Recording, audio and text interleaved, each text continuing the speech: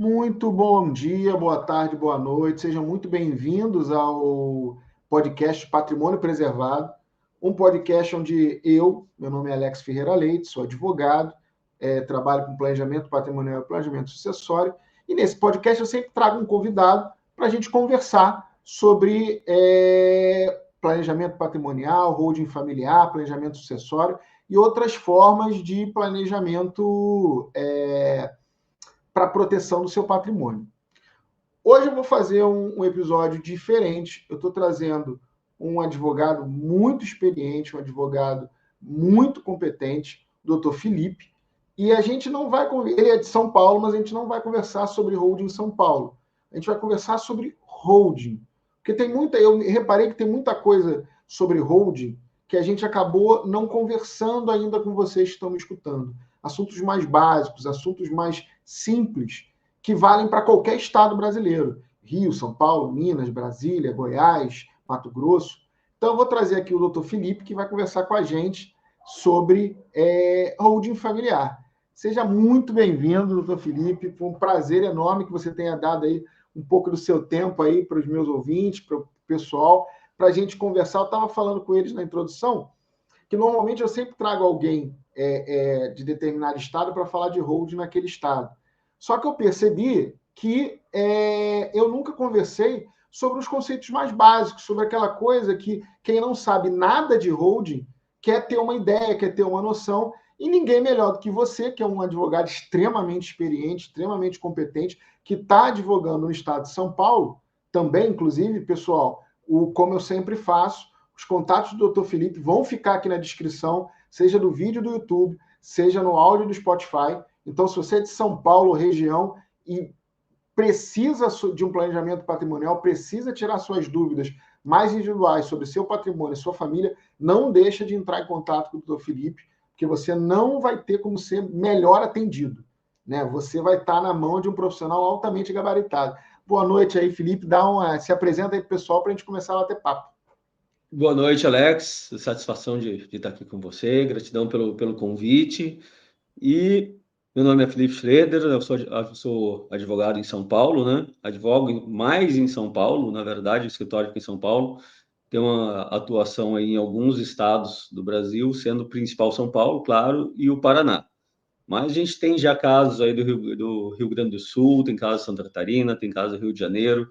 Então, a gente está conseguindo... Olha, que legal, que beleza. ampliar aí Um os motivo para leques. entrar em contato com o Dr. Felipe. É um cara Mas gabaritado, multiestadual. o meu principal é São Paulo e Paraná, mas acaba, de vez em quando, tem algumas indicações de outros estados também, e a gente atua da mesma forma. São Paulo e Paraná, porque eu sou do Paraná, né? Nasci Olha no que legal. Paraná, e aí eu estou em São Paulo desde 2005, né? Então, eu sou meio paranaense, meio paulista. Por conta Olha disso, que beleza, né, que eu legal. trago uma atuação bem grande nos dois estados, tá quase meio a meio aí. Pô, Né? que bom. Então, Bom dá para a saber. gente atender bastante gente. Já fica a indicação, então, para o pessoal de São Paulo e do Paraná, para que entre em contato com o Dr. Felipe. Assim, a minha ideia aqui realmente é passar pelos conceitos mais básicos, que eu acabei me ligando que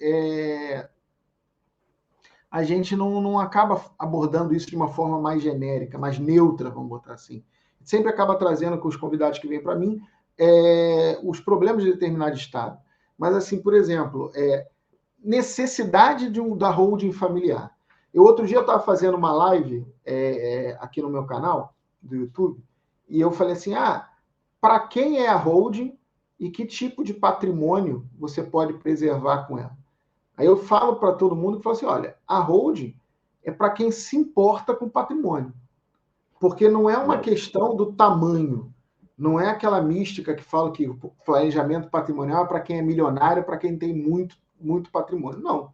Na realidade, existe um planejamento para a sua família e para o seu patrimônio, né? A depender dele, né? Existem várias possibilidades, mas é importante assim que você se importe com o seu patrimônio e queira passar ele para as gerações futuras. Como é que é a tua ideia em relação a esse tópico específico? Então, Alex, acho que o seu pessoal aqui já deve estar bastante acostumado com o tema, né? Os seus ouvintes aí.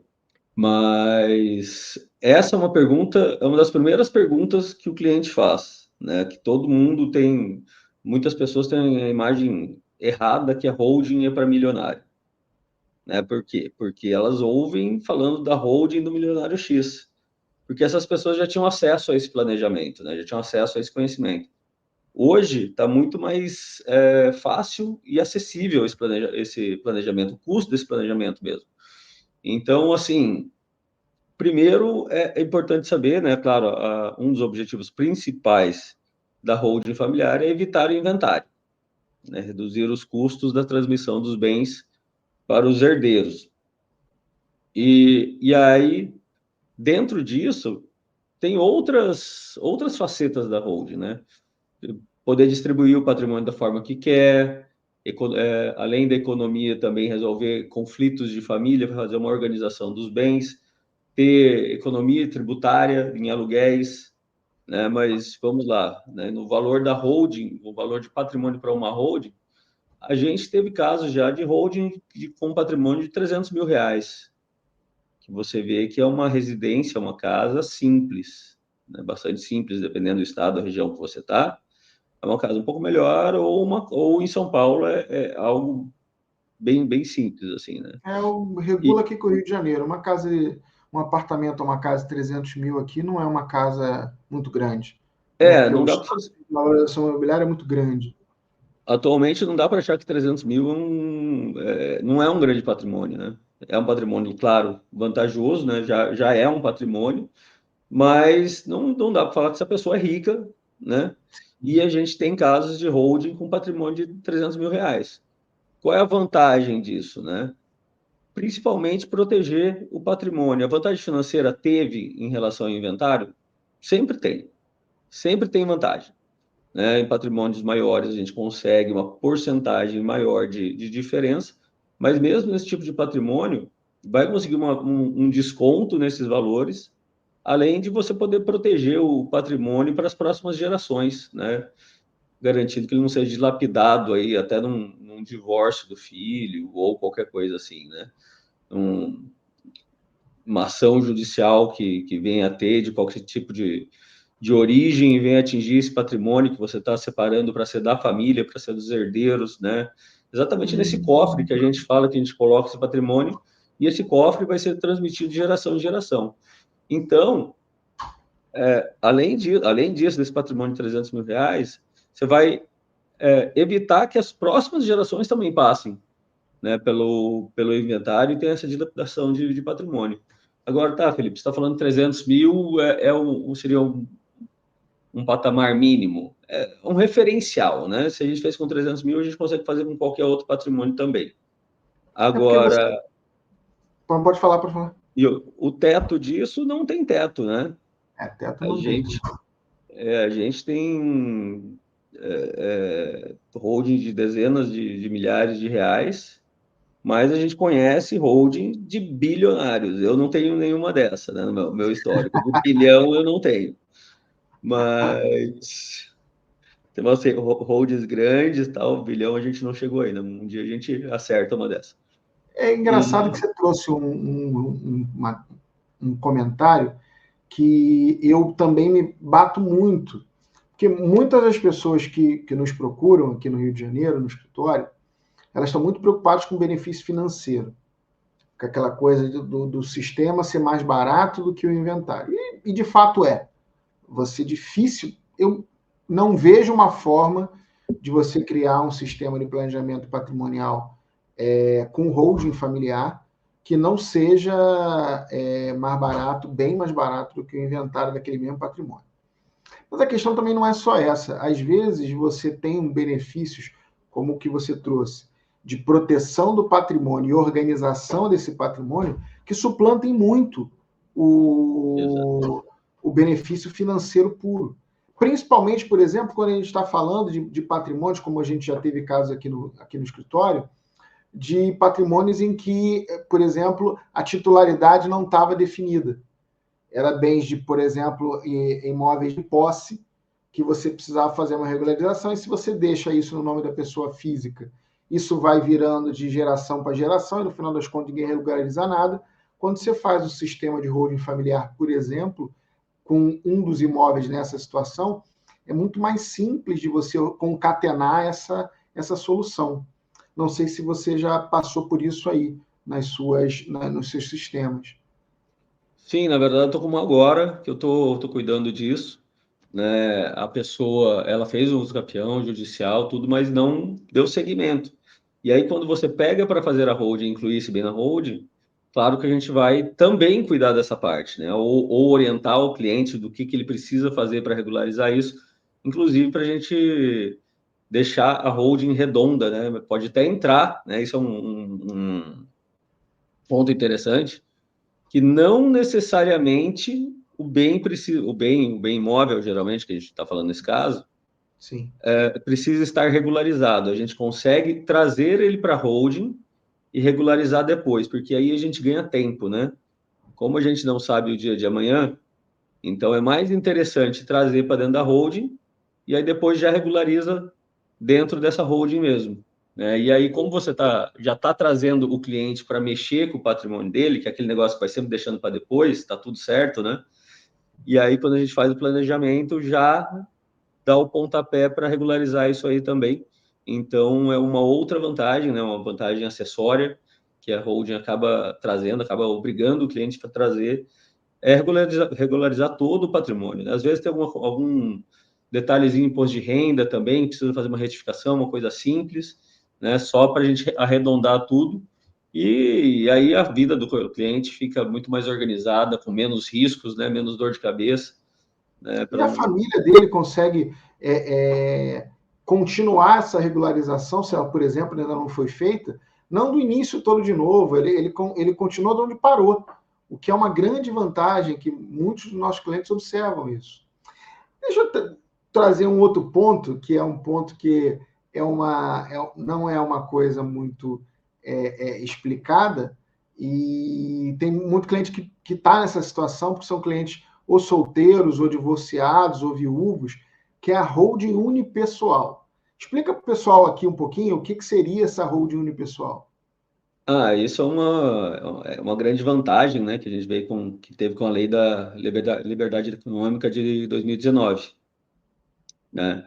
Veio a possibilidade da gente ter uma sociedade limitada, uma pessoa só, né? Antes a gente tinha só a Eireli, mas a Eireli tem algumas restrições, né? E hoje ela caiu em desuso por conta da possibilidade da holding, da sociedade limitada unipessoal, né? Até a junta comercial hoje ela está transformando o pedido que seja transformadas as Eireles em sociedades unipessoais, né? Porque não faz sentido, sendo que a sociedade limitada unipessoal ela é muito mais ampla, tem uma utilidade muito maior e com menos restrição que a Eireli.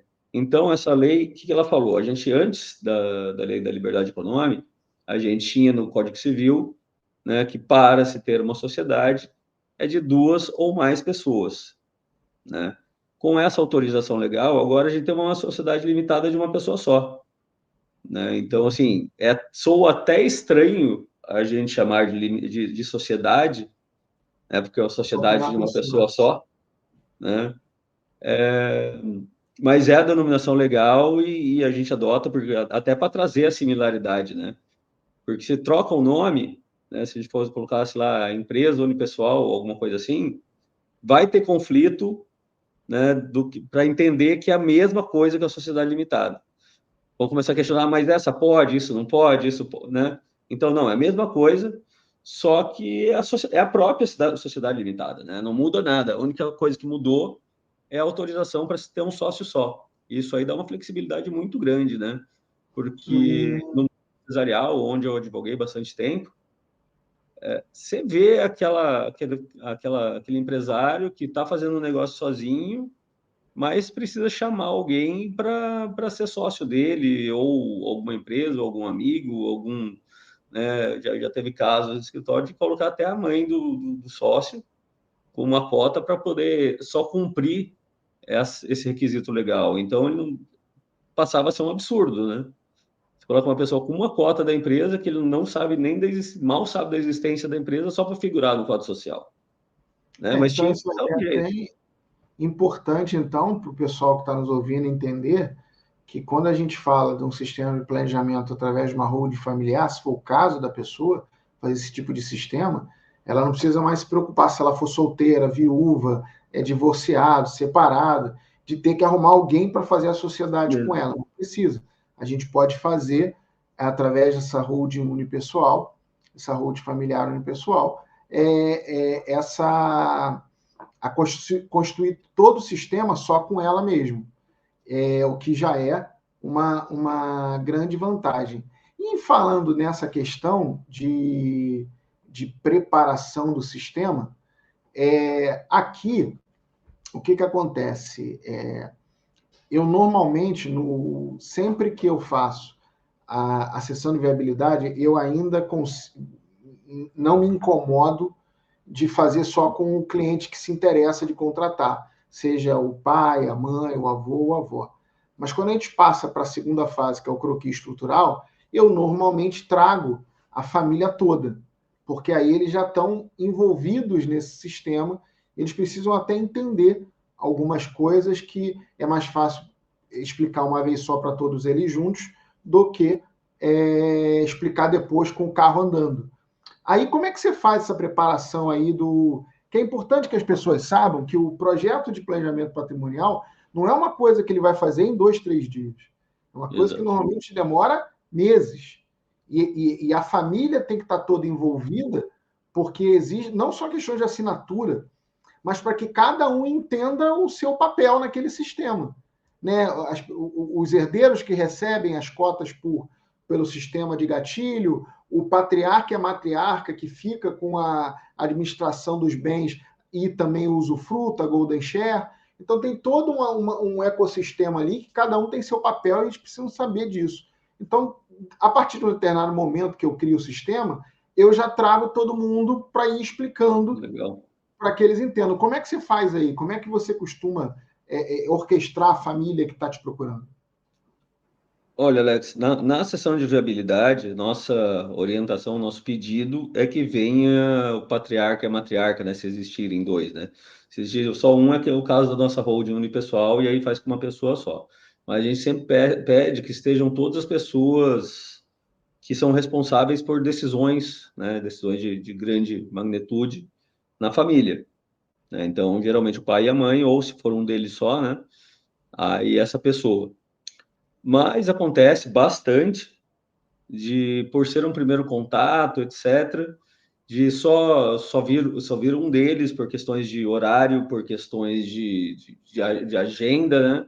Ou até por questões do que o pai não contou para a família ainda que está buscando esse sistema. Ele quer primeiro tirar todas as dúvidas, se inteirar, e aí depois que ele tem essa conversa inicial, que ele vai levar, né, sabendo até da aprovação do sistema para a família, né, que é o que a gente faz na sessão de viabilidade, aí sim leva a notícia para a família, para não falar, olha, vou fazer, depois resolve não seguir, alguma coisa assim. Então, assim, todas as famílias, a gente orienta que venham os responsáveis, mas existem outros casos também que a pessoa insiste em fazer sozinha ou não falou com o cônjuge ainda, e aí a gente faz a sessão de viabilidade e depois disso, né, sendo aprovado, a gente passa para o croquis estrutural.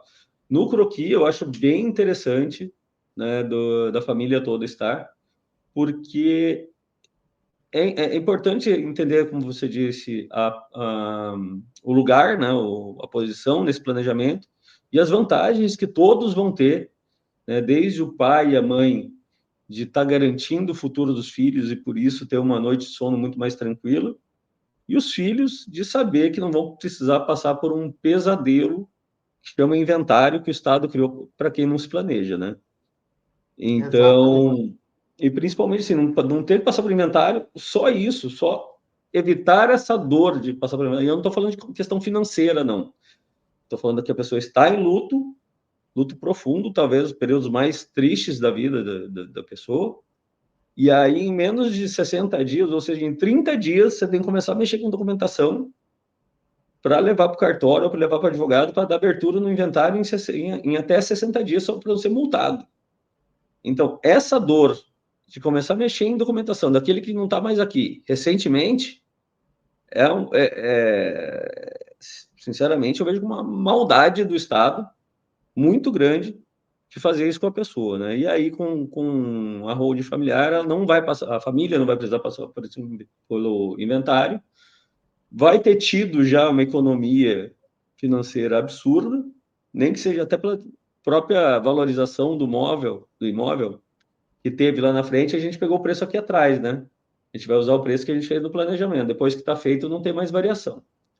E receber aí, então, a administração desses bens, até dá para dizer, no dia seguinte, que a pessoa não está mais aqui, né? Não tem aquele prazo do inventário, que hoje a gente fala em inventário rápido no cartório, vai dar 6 meses, né? Se for redondo. Né? Assim, no mundo perfeito, né? No mundo perfeito, mas nunca está perfeito. Não, Agora, o inventário ele não tem muito para onde você correr, porque se você parte para o inventário extrajudicial, você até consegue fazer ele em 40, 45 dias, mas tem que ter o caminhão de dinheiro que ele custa na frente, porque tu também vai ter que exatamente. gastar todo o dinheiro em 45 dias. Por outro lado, quando você vai para o judiciário, a depender do grau de pouco dinheiro que você tenha, teu processo pode durar 10 anos. Aqui no escritório a gente tem inventários de 30 anos que a gente não consegue acabar porque a família começa a brigar, não tem mais dinheiro, e aí tem aquelas situações, são 2, 3, 4 irmãos, e aí um dos irmãos morre, aí tem que trazer os sobrinhos para dentro do jogo, e aí tem sobrinho que não fala com o tio, e aí começa aquela algazarra, ou seja, dá aquele pepino que ninguém sabe descascar depois, né? Os sobrinhos já vêm, já não concordam com o que foi feito, tem que rediscutir, né? E, Exato. enquanto isso, os bens vão se depredando, né? Deteriorando. Porque tem aquele imóvel que a pessoa não vai fazer manutenção porque não sabe para quem vai ficar, como é que vai ficar, não pode ocupar, família não decide, aí ninguém quer colocar a mão no bolso. E a partir do momento que Isso você aí. não faz as reformas, até não ocupa o apartamento, né? Porque o imóvel fechado ele se degrada mais rápido do que um imóvel sendo usado. Sem dúvida, sem dúvida. Então, agora isso no imóvel, agora imagina isso numa empresa.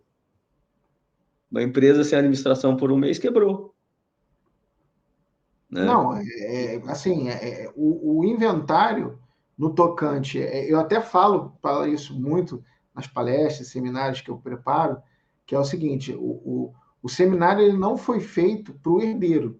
Na realidade, o herdeiro está no final da fila.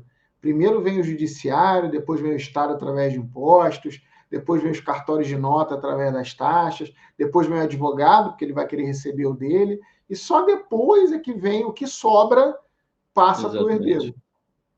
E essa, na realidade, é Exatamente. a nossa missão, né? Fazer com que o herdeiro não receba o que sobra. Receba tudo que o pai criou, que aquela determinada pessoa quer deixar para ele criou, com sangue, suor, ali, lágrima, muitas das vezes deixando de ter o convívio familiar para montar aquele patrimônio. Né? São coisas que a gente. Só quem trabalha com isso vê o sofrimento que é poupado. O sofrimento. É, Isso até uma boa, a gente acaba acumulando boas histórias de resultados finais, né? Aqui a gente tem clientes muito satisfeitos que na hora de que o pior acontece, que é aquela ausência da mãe ou do pai, bem ou mal a coisa está organizada, né? Eu não sei como é que acaba que você recebe essa devolutiva do seu trabalho, que é um trabalho que gera muita paz para as famílias do Brasil. Né? Por isso até que a gente sim, trabalha dando essa informação. Tipo assim, ó, entenda isso. Melhor, não existe forma de ser pior para a sua família você fazer um planejamento. Não sei como é que você tem essa exatamente. visão dessa questão. Olha, um dos meus pilares, aliás, a hora que eu estou fazendo o planejamento e estou conversando com a família, dos pilares do planejamento para mim é manter a coesão e a harmonia da família. Que vai muito além da parte financeira. Né? Porque quando entra em inventário, a gente não sabe o que vai acontecer. O pai e a mãe já não estão mais aqui, eventualmente até para conter algum dos ânimos de algum dos filhos. Eu tenho histórias de pessoas que não fizeram o planejamento que é terrível, né? Pessoas próximas, né?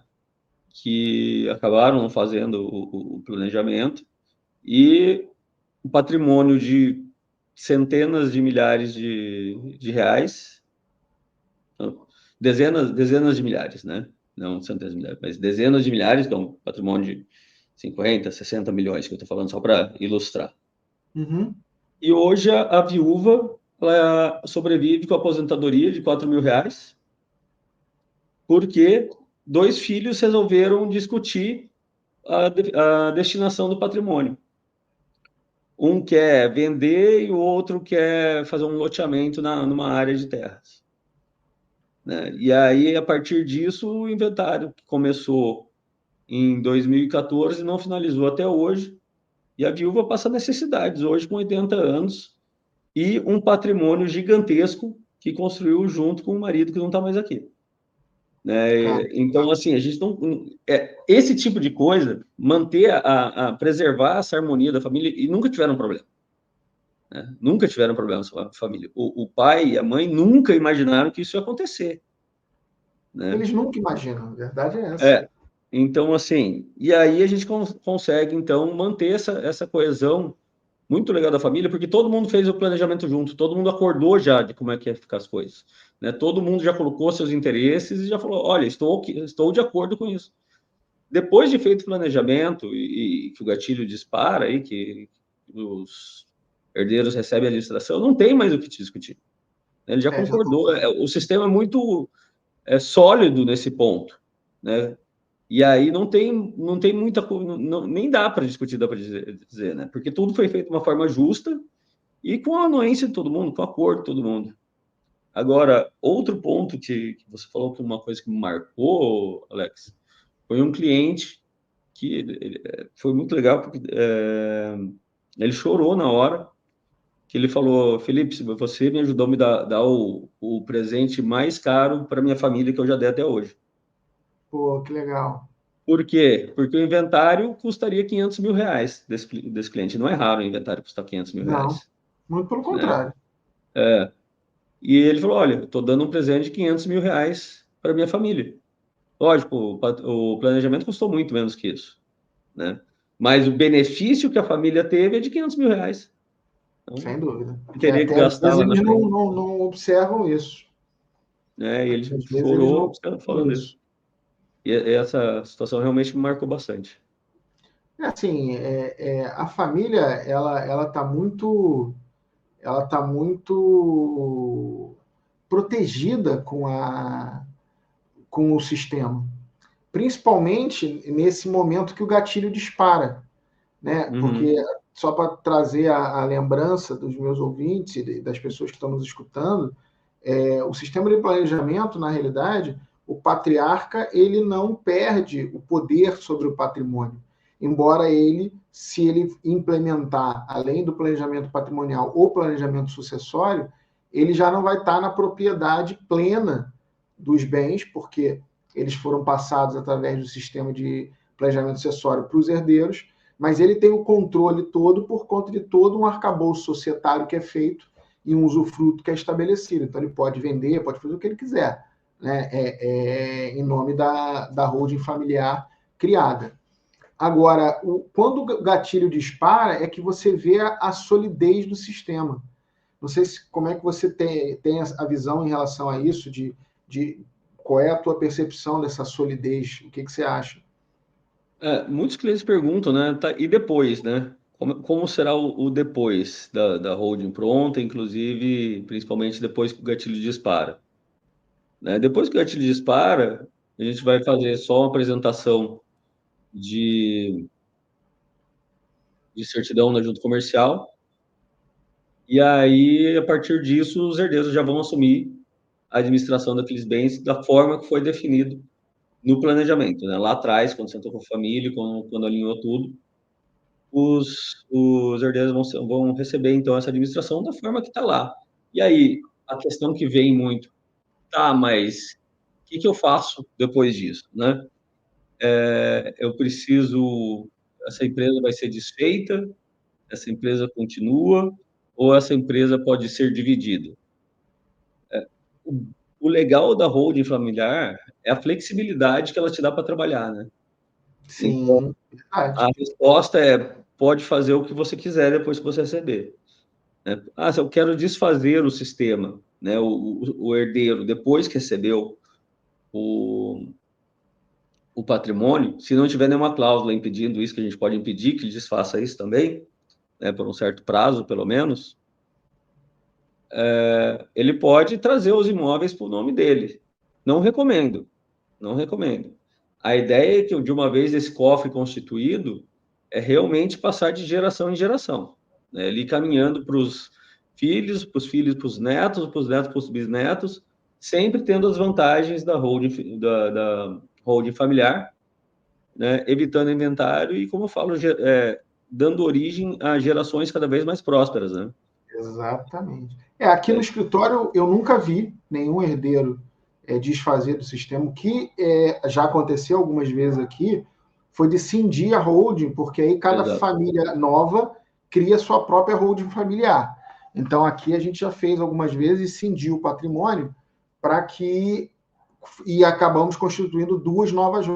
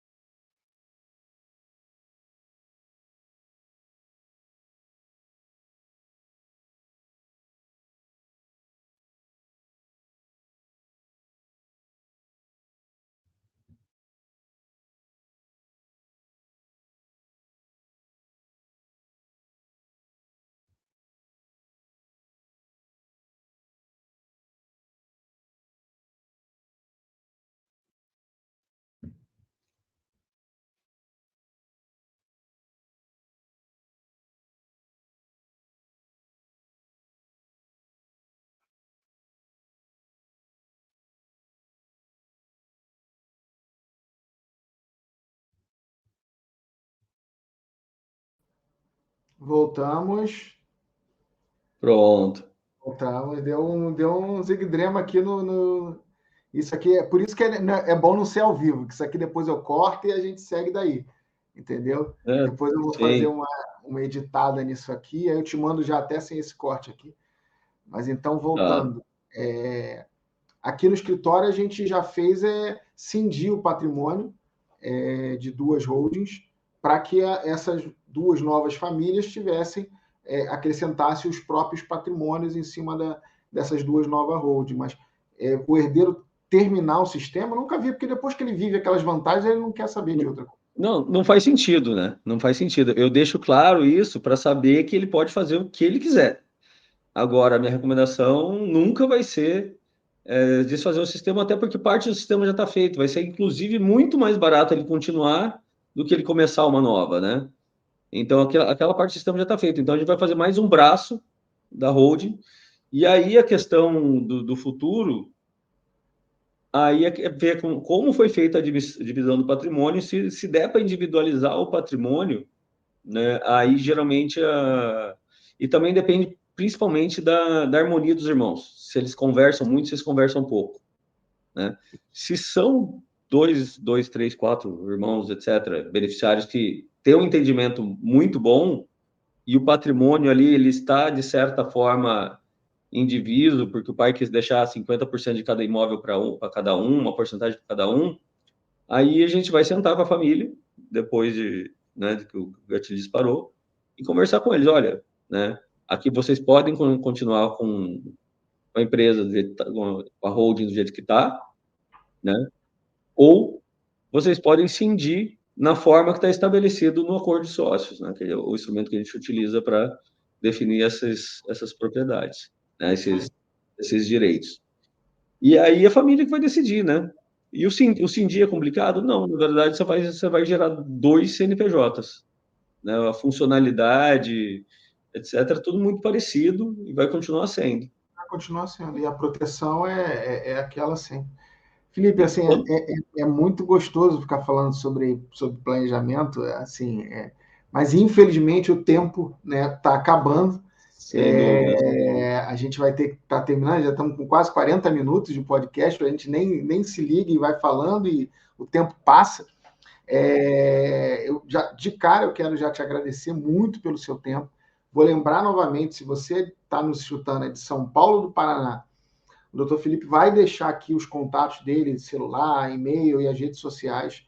Não deixe de entrar em contato com ele, para ele, se você é dessas regiões, para conversar sobre o seu patrimônio, sobre a sua família. Você já viu que é um advogado que conhece muito de planejamento. Eu quero te agradecer muito e eu vou deixar aqui para suas considerações finais aí com quem está nos escutando, para a gente poder encerrar. Bom, Alex, primeiro, muito obrigado pela oportunidade aqui. Né? Espero voltar em breve para a gente conversar mais um pouco, porque, como você disse, a gente respira holding familiar, né? No nosso grupo de estudos aí, a gente fala de holding familiar 7 dias por semana, 24 horas por dia. Dorme e acorda pensando em holding familiar. Então, quando começa a falar, cara, não acaba mais o assunto. Se a gente começa a contar os causos que a gente vê, né, que a gente resolveu, etc., os causos a gente pode contar, a gente só não conta o nome do cliente, né, obviamente. Exatamente. Mas o caos a gente pode contar. Aí a gente vai virar a noite aqui falando de holding e vai ser um papo tranquilo, gostoso aqui, e que não é dificuldade nenhuma para a gente, né? É sempre um prazer falar de holding, falar de solução, falar de coisa boa para a família, para a sociedade brasileira. Né? Essa melhor tecnologia jurídica que eu acho que a gente tem hoje para transmissão de bens, sem dúvida nenhuma, é a holding familiar. Então a gente precisa divulgar isso mesmo, tem muita gente que não conhece, está tomando conhecimento agora com essa exposição que a gente está fazendo, e a gente precisa trazer essas informações, fazer isso aqui girar o Brasil inteiro. E eu fico à disposição aí. Eu vou até fazer mesmo, vou chamar mais os outros amigos nossos aí de outros estados para a gente fazer uma mesa redonda aqui e contar os causos mesmo, que vai ser legal. Então, gente, muito obrigado aí pela sua audiência. Se você está nos escutando no Spotify ou nos vendo no YouTube, te agradeço muito. E boa noite, gente. Fiquem com Deus. Um abraço. Valeu.